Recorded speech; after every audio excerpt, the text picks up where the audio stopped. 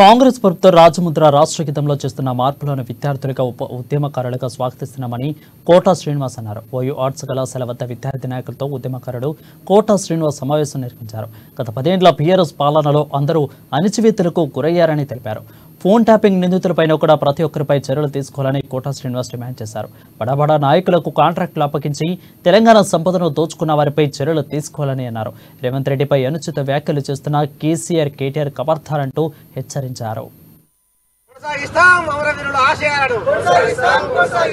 తాను ఆ music director తోటి కొట్టించుకుంటా అని చెప్పడం జరిగింది. తాను అందశ్రీ గారు ఒక పర్సనల్ గా ఒక డైరెక్టర్ తోటి మాట్లాడినటువంటి మాటల్ని వైరల్ చేసి దానికి ప్రభుత్వానికి ఆపాదిస్తూ ప్రభుత్వాన్ని బదనాం చేసేటువంటి పనిలో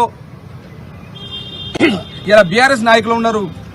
కాబట్టి ఎట్టి పరిస్థితుల్లో మీరు అవాకులు చెవాకులు చేసి ప్రభుత్వాన్ని బదనాం చేయాలని చూస్తే మాత్రం ఉస్మానియా ఉద్యమకారులుగా తెలంగాణ ఉద్యమంలో క్రియాశీలక పాత్ర పోషించిన ఉద్యమ నాయకులుగా మేము కూడా ఎన్నో త్యాగాలు చేసినాం.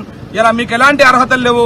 ఎందుకంటే మీ అస్తిత్వాన్ని తెలంగాణ అనే పదాన్ని వదులుకున్నారు కాబట్టి, ఇలా మీరు బీఆర్ఎస్ పార్టీగా ఉన్నారు కాబట్టి మీకు మాట్లాడే నైతిక అర్హత కూడా లేదని ఈ సందర్భంగా హెచ్చరిస్తా ఉన్నాం.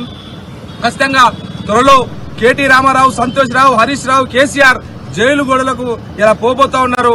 అందుకనే ఇలా ఈ అంశాన్ని మొత్తం డైవర్ట్ చేయడానికి కోసమే సోషల్ మీడియాలో, యూట్యూబ్ ఛానళ్లలో మొత్తంగా ఇలా రాష్ట్ర గీతం పైన, అదే విధంగా రాజముద్ర పైన